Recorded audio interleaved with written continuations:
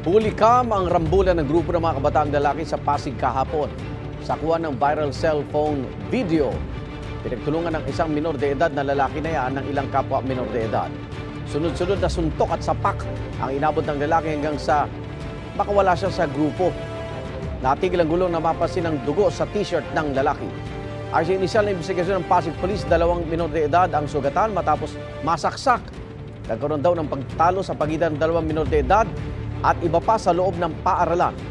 Matapos ang klase, nagkaroon na ng pisikalan sa labas ng paaralan. Sugatan ng isang biktima matapos saksakin sa dibdib at isa pa sugatan matapos saksakin sa likod. Itinakbo sila sa ospital. Nasa kustodiya na ng pulisya mga sangkot sa gulo at na-recover din ang ginamit umanong patalim sa krimen.